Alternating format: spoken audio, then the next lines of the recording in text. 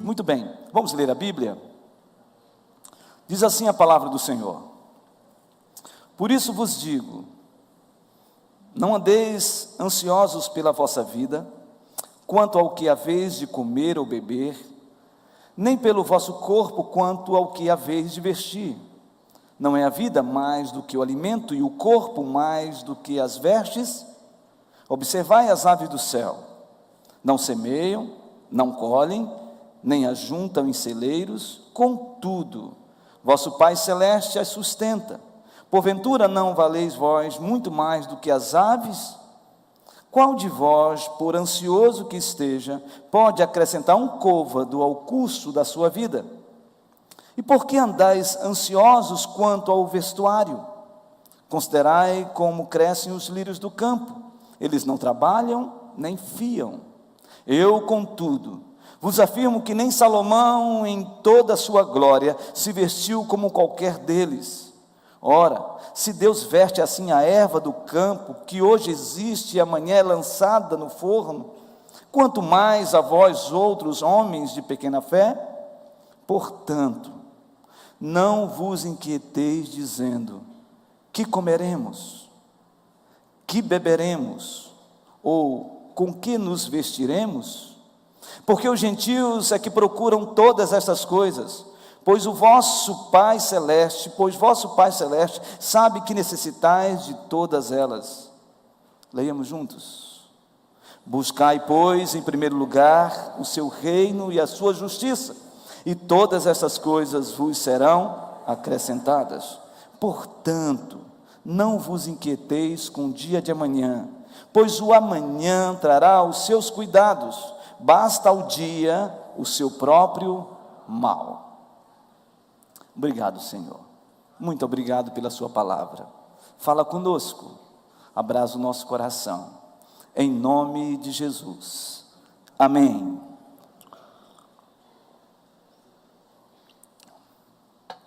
O tema do Evangelho de Mateus é o reino. O que Mateus vai tratar em todo o livro é sobre o reino de Deus. De maneira mais específica, o capítulo 5 a 7, Jesus está numa montanha e ele apregoa, ele prega, ele ministra, ele fala com os seus discípulos e fala também com uma grande multidão, onde ele está num elevado, e nós chamamos estes capítulos de 5 a 7 como o Sermão da Montanha, ou o Sermão do Monte. Mas há algo muito interessante a respeito do capítulo 5 a 7, porque está falando sobre o reino de Deus e a sua justiça. Jesus está tratando exatamente sobre a justiça. E de maneira muito específica, o capítulo 6 trata de dois aspectos importantíssimos na vida do cristão que vive e aspira e deseja ter uma vida de justiça. Esse cristão, esse discípulo que quer viver em justiça, ele precisa viver uma vida plena de espiritualidade, ou viver em uma intensa intimidade com Deus. Como eu disse semana passada, do versículo 1 até o versículo de número 18, Jesus está tratando sobre o discípulo cristão no seu secreto diante do Pai. O discípulo e o cristão, ele está num lugar secreto buscando a intimidade com o Pai. É um momento de intimidade, de pessoalidade, de relacionamento. Ele está num quarto, ele está no secreto, como nós adoramos agora. A ideia de que há uma intensa espiritualidade pessoal com Deus. Por isso que o versículo 1 até o versículo 18, a ideia aqui é a ideia de que tanto o cristão, o discípulo, essa grande multidão, precisa ser ensinado a ter uma vida espiritual no particular. Uma espiritualidade no particular.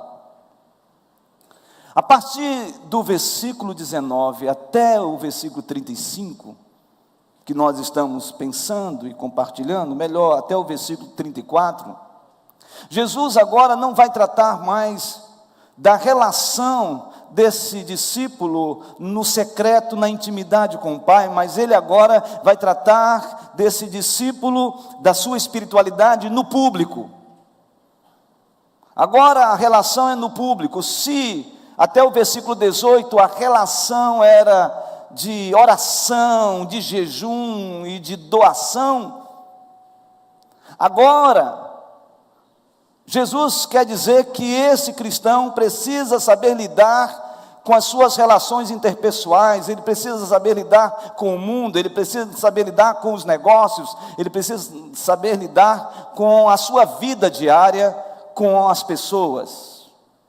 E ele quer deixar claro algo aqui para a gente, é que não há separação entre vida espiritual, na intimidade com o Pai, e vida espiritual nas relações com as pessoas, porque tanto no público como no particular, o que nós precisamos entender é que nós temos que ter uma vida espiritual. Não há possibilidade de nós fazermos uma dicotomia, uma separação, uma divisão entre o que é espiritual e o que é material. Eu e você estamos sendo chamados, convocados a ter uma vida espiritual em plenitude, tanto quando eu me relaciono com as pessoas, quando eu me relaciono com os meus negócios, com os meus afazeres, quando eu estou também na minha relação, no meu quarto secreto com Deus. Tudo isso significa que eu e você precisamos viver uma vida plena e espiritual em todas as áreas e em todas as circunstâncias. É isso que Jesus está tratando. E ele é muito específico nisso, porque na semana passada nós falamos sobre onde está o teu coração, onde está o nosso coração. E ele faz algo muito interessante, porque ele estabelece uma espécie de que você precisa optar, decidir, porque de fato é uma ordenança de Jesus, quando ele diz que você não pode acumular tesouros na terra, porque esse tesouro é corruptível. Você tem sim, que juntar tesouros no céu, e este é incorruptível. Quando ele diz que os seus olhos devem ser bons, porque olhos bons iluminam, eles trazem uma iluminação, eles trazem um fulgor maravilhoso, divino sobre as relações, mas olhos maus, eles são olhos que geram trevas, geram escuridão. Então os seus olhos precisam serem olhos bons neste mundo. E finalmente ele diz que nós não podemos servir a dois senhores. Nós não podemos servir a Deus, e a palavra servir ali mesmo é escravo, servir ao Senhor, e nós não podemos servir também às riquezas, e a transliteração do aramaico é mamon, ou seja, você não pode adorar o Deus mamon, o Deus da riqueza, e o Deus ao mesmo tempo. Você tem que tomar uma decisão. Então eu sou chamado, e você é chamado a viver debaixo de uma dimensão de tesouro, do tesouro, que é um tesouro incorruptível. Você é chamado a ter olhos bons. Nós somos chamados a adorar o único Deus verdadeiro e Senhor das nossas vidas, somente a Ele. Jesus não está dizendo que nós não temos o direito de ter uma poupança. Jesus não está dizendo que nós não podemos também termos propriedades. Ao contrário, Jesus está dizendo para a gente claramente que isto é bom e é prudente, que os bens que nós temos, os bens que Deus nos deu, as bênçãos que Ele tem derramado, é para que nós possamos usufruir mesmo. O que Ele está dizendo é que nós não podemos acumular riquezas nesta vida. Então Jesus está tratando com os seus discípulos e com a multidão a respeito disso, e com a gente. Mas a partir do versículo de número 24, Jesus vai responder algo, porque havia uma inquietação nos discípulos. Os discípulos diziam: ok, eu então tenho que, de fato, ter minha vida, minha mente compenetrada no tesouro do céu, que a traça, a ferrugem não corrói, e que não há corrupção. Mas como eu vou viver agora? Como que eu vou viver? Jesus está respondendo, a partir do versículo 24, exatamente isso: como você vai viver? Como nós iremos viver? E Jesus afirma pelo menos 4 aspectos importantes nesses versículos que eu quero compartilhar com vocês. A primeira é: viva sem ansiedade. Jesus está proibindo nós, igreja, a vivermos uma vida ansiosa. E é interessante porque no versículo 24 ele diz: não andeis o quê? Ansiosos. Versículo 27 ele diz: por ansioso que esteja. Versículo 28 diz: e por que andais o quê? Ansiosos. Versículo 31 diz: portanto não vos inquieteis. Versículo 34: não vos inquieteis. Tanto inquietar-se, quanto a questão dessa ansiedade, uma vida de ansiedade, é a mesma expressão no grego, a expressão mariminal, que significa ser distraído em diversas direções. Não viva ansioso, viva sem ansiedade. Jesus está falando sobre isso. Eu não sei se você sabe, mas o Brasil é campeão mundial, segundo o Conselho Mundial de Saúde, sobre transtorno de ansiedade. Cerca de 18 milhões de pessoas sofrem de transtorno de ansiedade. Perturbações de ansiedade. Pessoas extremamente inquietas. Pessoas que têm uma elevada ansiedade. Agora eu estou conversando com você e você já está pensando o que vai fazer amanhã. Você já está aí com seu celular, estabelecendo a sua agenda de amanhã. Querido, não terminou o dia e a noite.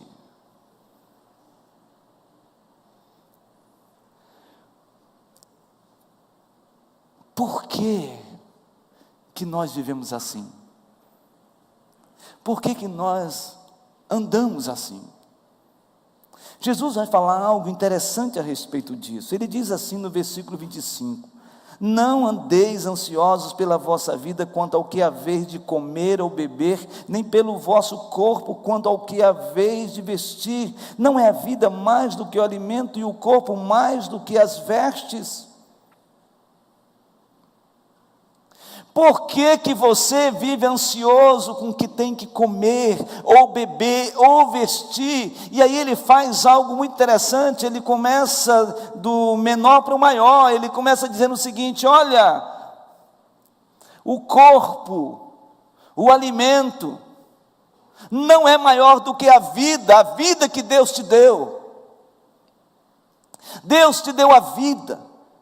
Por que você anda tão ansioso? Porque você fica preocupado com as coisas do amanhã e pelas situações, e talvez seja muito legítima a sua preocupação. Talvez a sua preocupação seja um problema realmente financeiro, talvez você precise acertar algo, talvez a sua preocupação seja familiar, talvez a sua preocupação seja com você mesmo. Mas esta preocupação, essa ansiedade exacerbada, nos faz achar que nós vamos resolver os nossos problemas, e envidamos todos os nossos esforços para resolver os problemas. Só que existem problemas que eu e você não podemos resolver.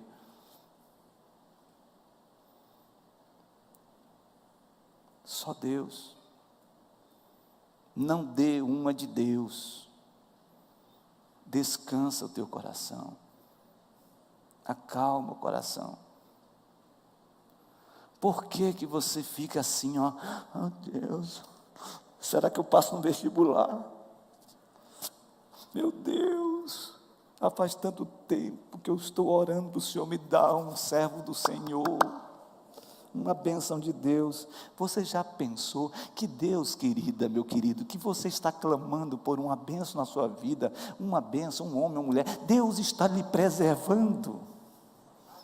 Já pensou nisso? De Deus ter libertado e salvado você de um jaburu? Já pensou? Hein, querido? Pensa numa coisa assim. Calma. Por que você está preocupado com as coisas que ainda não aconteceram? Olhe, presta atenção, a palavra preocupação já diz tudo, é pré-ocupação. É você estar preocupado com algo que não aconteceu, nem aconteceu ainda. Alguém disse que as pessoas que vivem nesse estado de ansiedade é como se ela estivesse crucificada entre dois ladrões. O remorso de ontem e a preocupação do amanhã. Tem gente que vive assim, meu Deus, por que eu não fiz daquele jeito? E fica olhando pelo retrovisor da história e dizendo, eu deveria ter feito de outro jeito, ou se eu fosse por esse caminho, e agora o que eu faço? Como eu vou resolver essa situação? Meu irmão, já passou, já foi. Por que você continua ainda sofrendo com o passado, redundantemente agora, que passou? Aquele que está em Cristo é nova criatura, as coisas velhas já se passaram, e eis que tudo se fez novo, é agora, é o dia de hoje. Mas o problema é que a gente fica agora com preocupação do amanhã. Irmãos, isso é uma arapuca. O cara sofre com o passado e sofre com algo que ainda nem aconteceu. Vocês conhecem alguém assim? Não precisa apontar o dedo, porque alguns já estão dizendo, Senhor, fala com ele. É ele. Mas não é assim que nós vivemos. Aí o Senhor diz, calma, não se preocupe com o que você vai comer. Pastor, você está dizendo agora que eu vou ficar assim, está tudo caindo e eu vou ficar agora zen.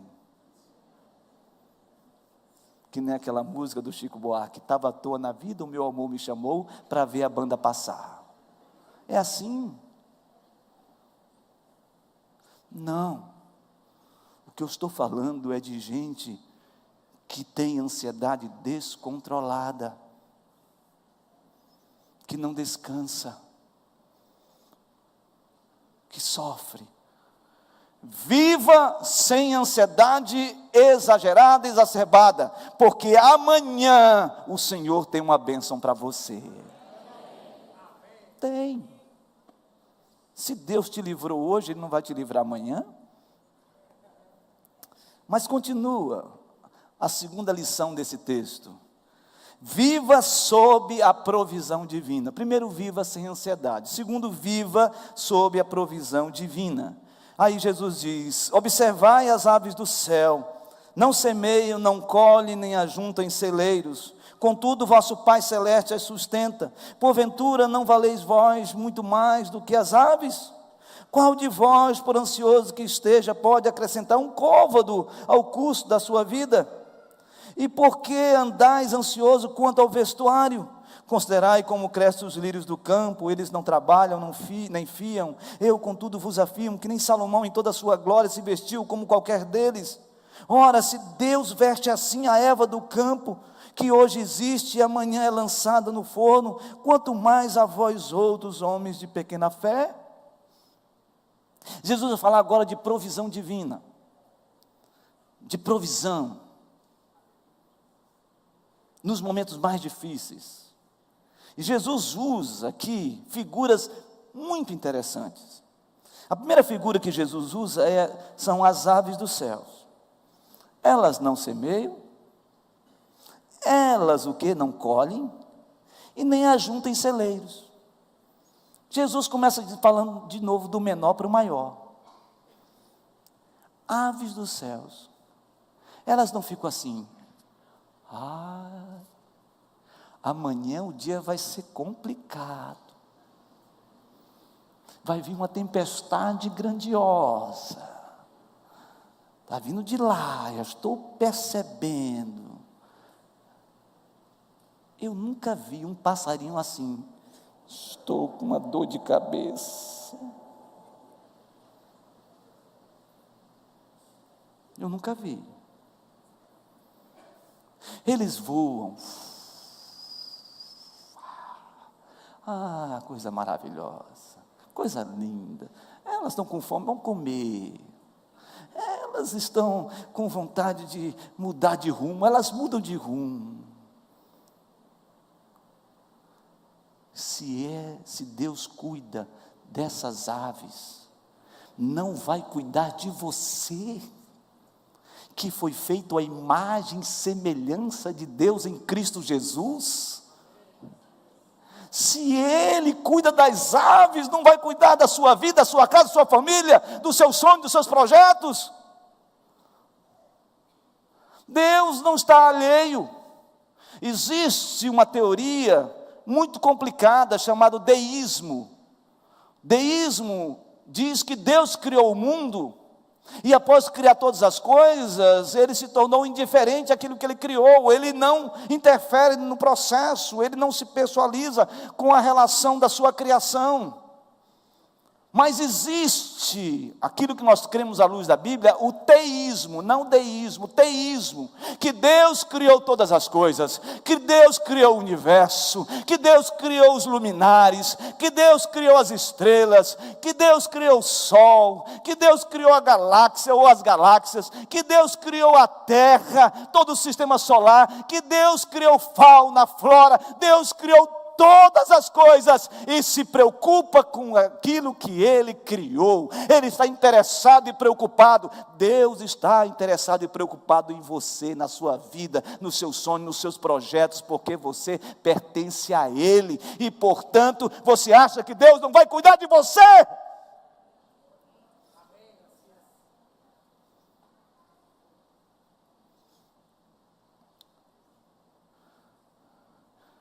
Viva sob a provisão divina.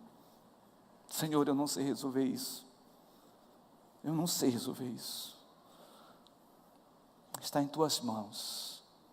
E Deus então vai ao nosso encontro. E Ele responde não aquilo que nós queremos, mas aquilo que Ele deseja de melhor para mim e para você.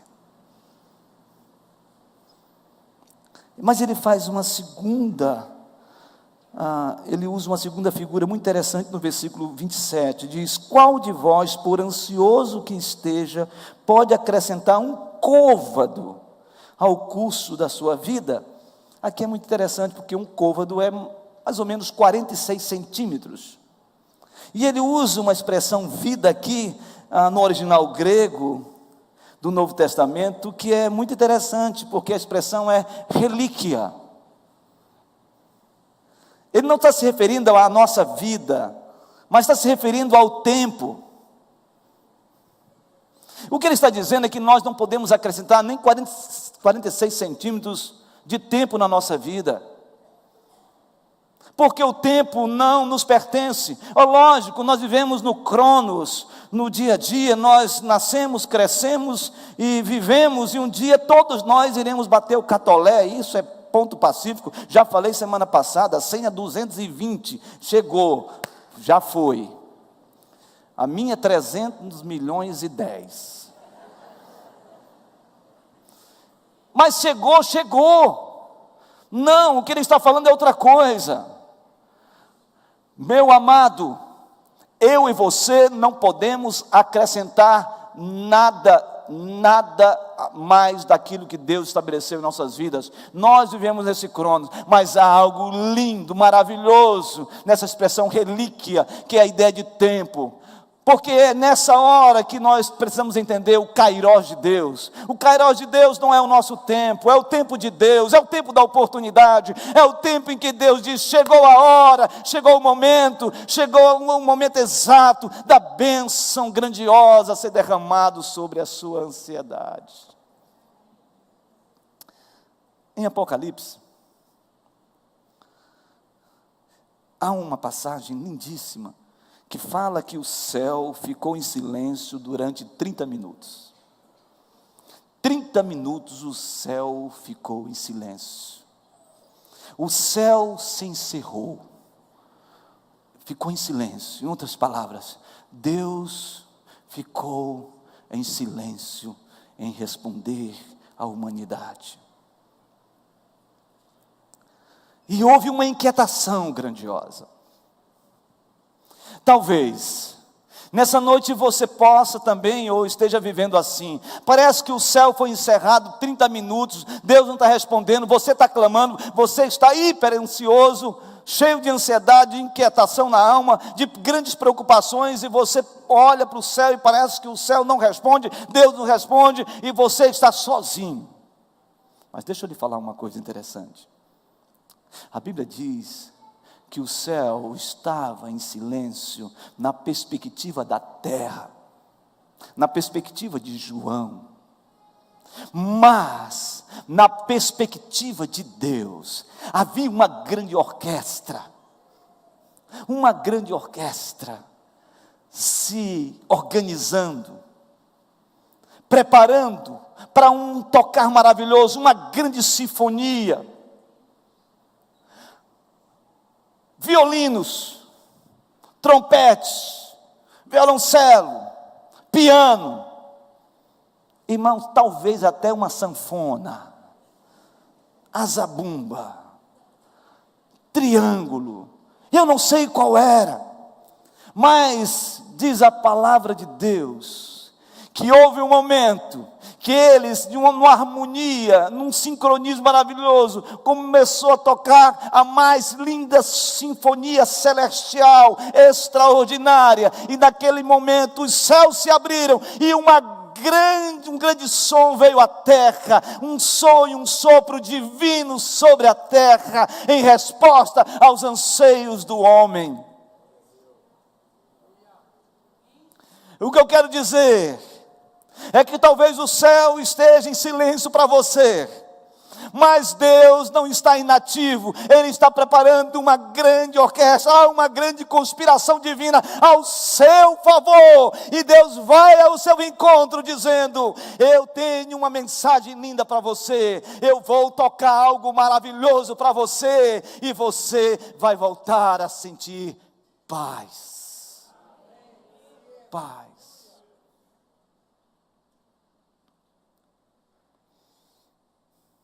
O tempo é de Deus.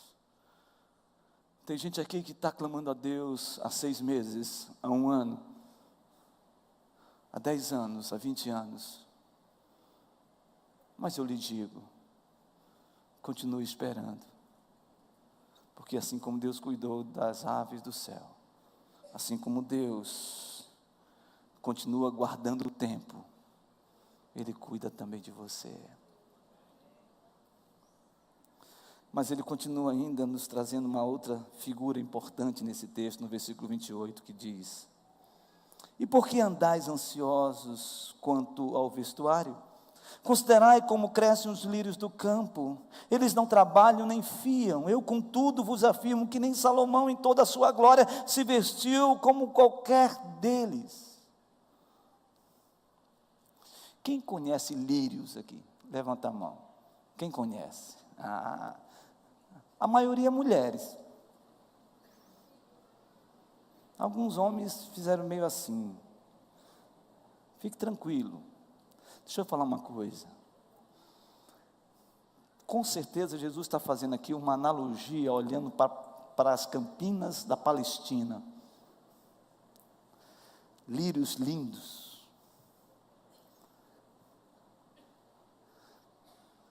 azuis, púrpuras, brancas, róseas, variedade multicolor naquelas campinas, coisa linda, maravilhosa, que nem Salomão conseguiu se vestir diante de tão lindo, aquelas flores espalhadas nas campinas. 2 dias, 3 dias, sol a pino sobre essas flores, todas se murcham, se consomem e se queimam. Fugaz, passageiro. Jesus está falando sobre isso. Uma beleza tão linda, tão maravilhosa, mesmo assim Ele nos oferece esse estado estético para contemplarmos como Deus faz e como Deus tece as coisas, como Deus faz as coisas lindas e maravilhosas.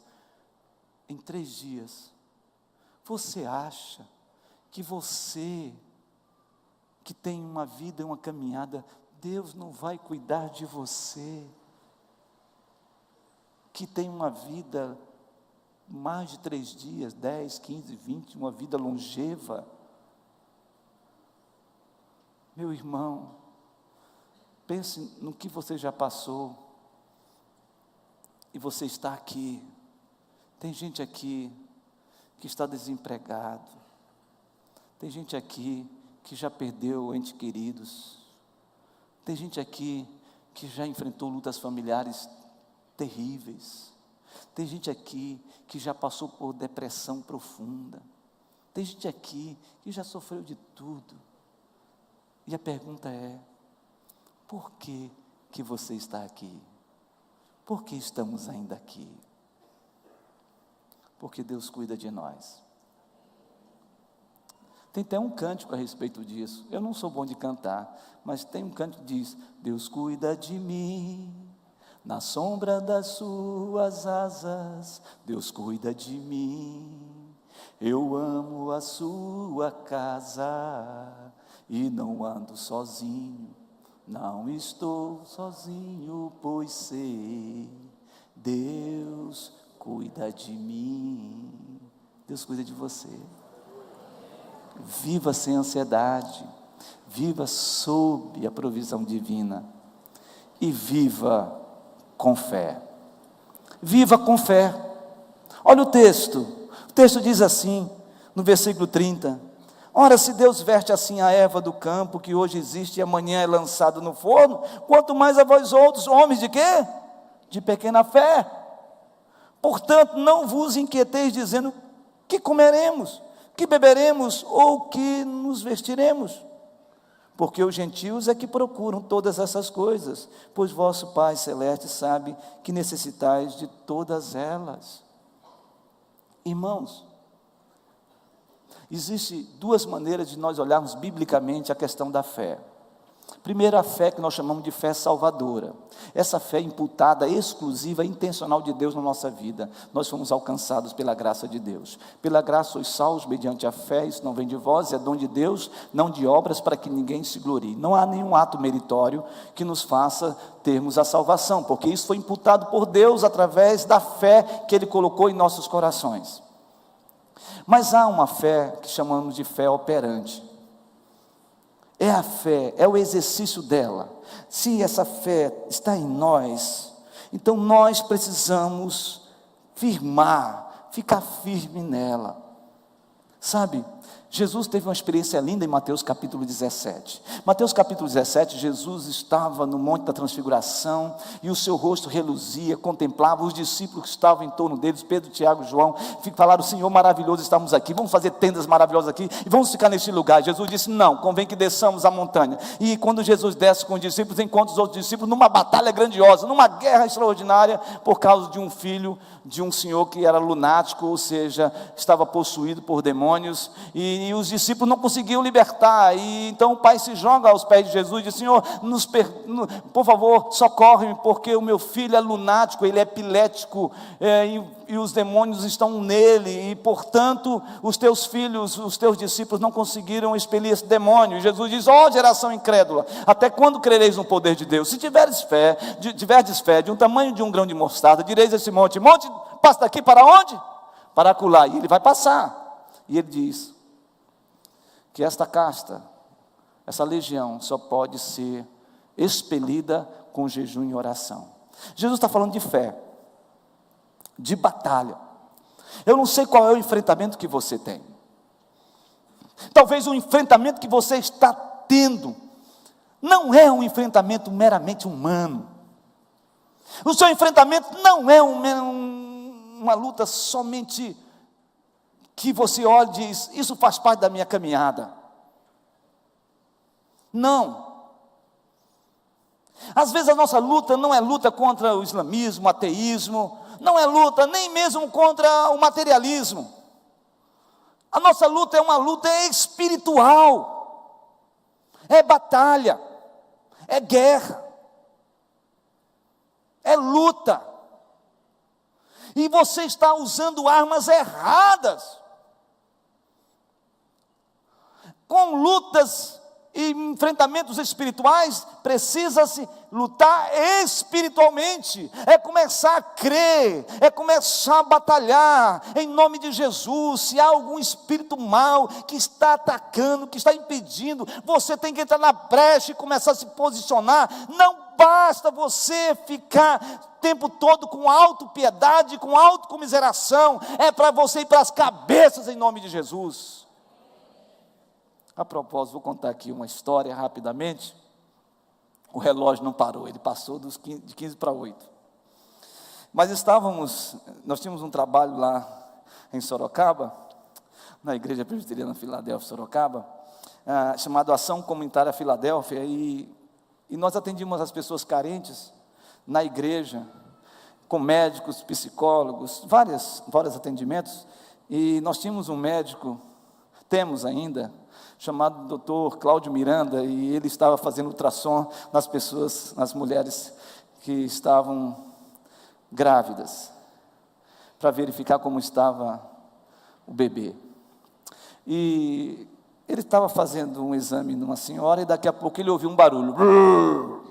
Aí ele falou: alguma coisa está acontecendo. Ele achava que era ali embaixo, mas quando ele olha, a mulher está completamente transfigurada, ela estava possessa, dominada, e aí, meu irmão, virou um negócio dentro daquela sala, e aí, então, chama o pastor Francisco, lá vai. Quando eu chego, o negócio está complicado, aí eu digo: chama o pastor fulano de tal, e chama o pastor, e vem irmão, vem não sei o que, irmão, moral da história, umas 8 pessoas segurando a mulher, que ela estava grávida, segurando o pé, segurando não sei onde, e o pastor Vanderli. Quem conhece o pastor Vanderli? O pastor Vanderli, na época, trabalhava conosco lá em Sorocaba, e o pastor Vanderli segurou no pé dessa pessoa, e a pessoa ali, eu abri a Bíblia e comecei a ministrar a palavra de Deus, e daqui a pouco a mulher olhou para mim e disse: vou trazer os meus amiguinhos. Irmãos, eu estava numa unção de Deus, eu disse: vem, traz todos agora. E o pastor Vanderli segurando no pé da mulher, dizendo: Senhor, não ouve a oração dele não, deixa tudo lá no inferno, fica tudo lá.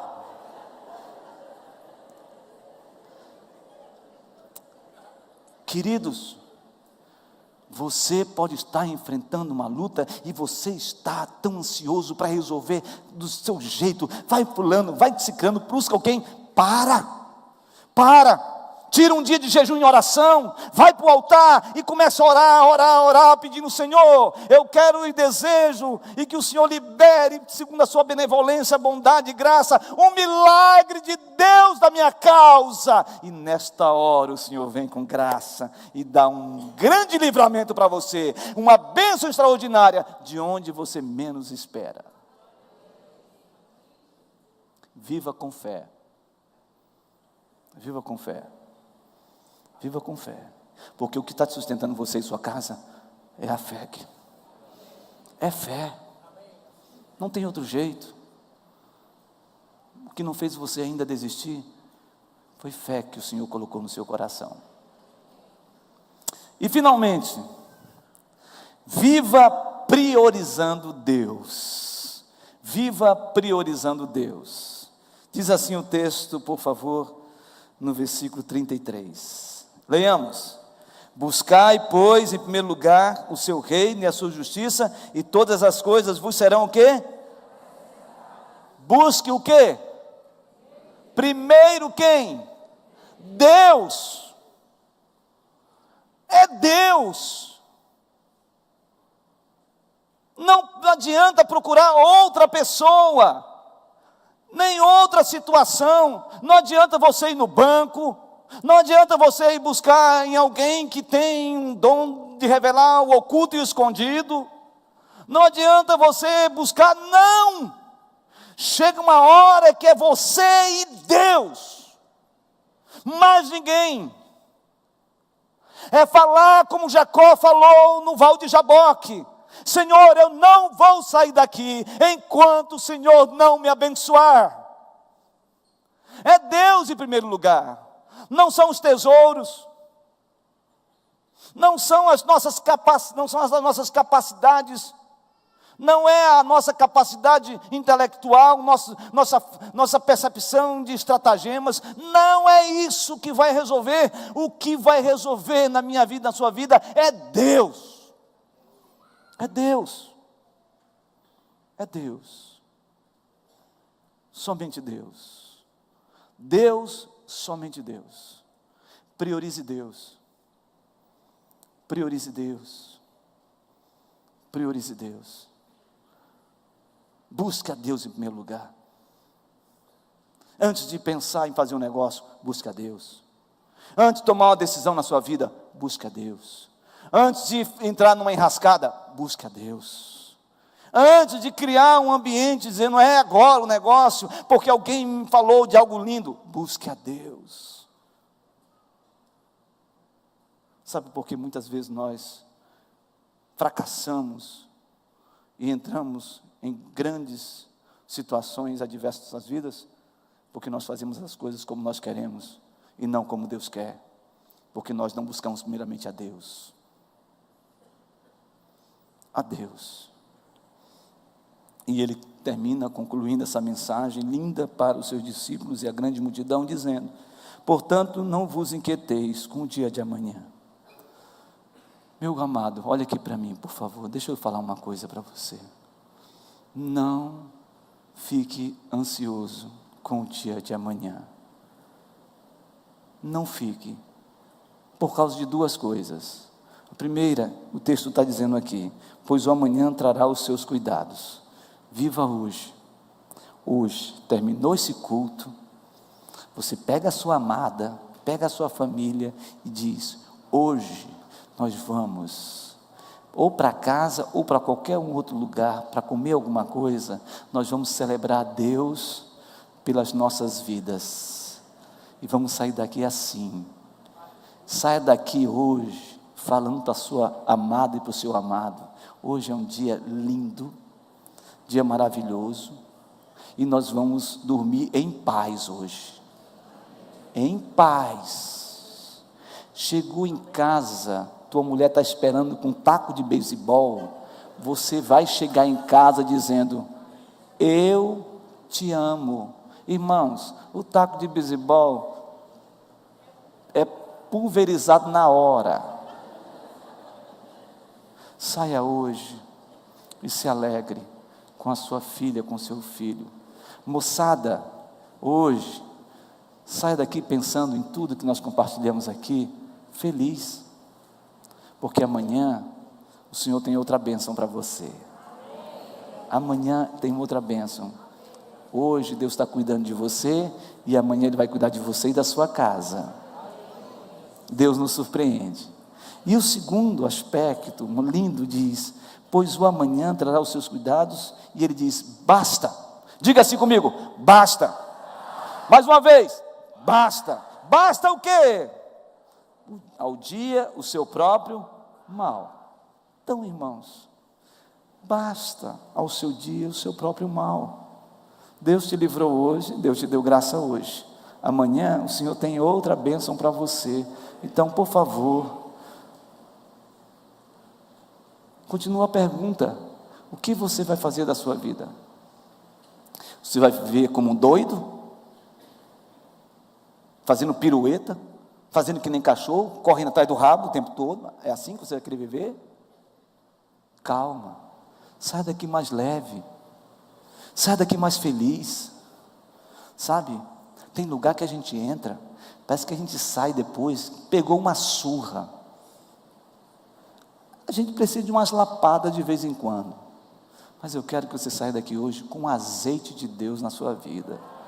Saia daqui hoje, quando você sair, encontrar o nosso irmão que está cuidando do seu carro lá, olhe para ele com aquele sorriso lindo e diga: eu te amo. Saia hoje. Sinal, Los Angeles, hoje eu vou a 45 a 60 no máximo por hora com você, meu amor.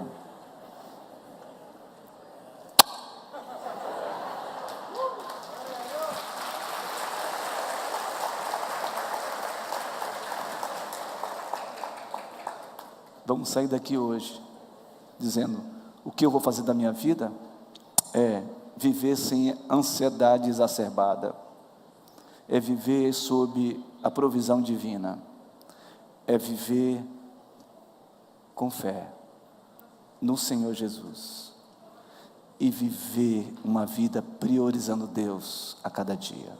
Que Deus nos abençoe hoje, nesta noite, para a glória do Senhor Jesus. Amém? Vamos ficar de pé. Pastor Wellington, por favor. Pastor Wellington, ora e impetra a bênção. Vamos orar, ministrar a bênção. Pai Celestial, obrigado pela palavra do Senhor, que é viva, eficaz, mais cortante do que qualquer espada de 2 gumes, apta para discernir os pensamentos, dividir juntas e medula, alma e espírito. Obrigado porque a tua palavra nos consola, nos conforta, nos enche de paz. Amém. É o Senhor Deus falando conosco. Louvado seja o teu nome. Graças te damos. E a paz do nosso Senhor e Salvador Jesus Cristo, o amor de Deus, o nosso Pai, que nos envolve, a comunhão do Espírito Santo de Deus, que está conosco, seja ela sobre nós que aqui estamos, essa comunhão com o povo de Deus espalhada em toda a terra, agora e sempre.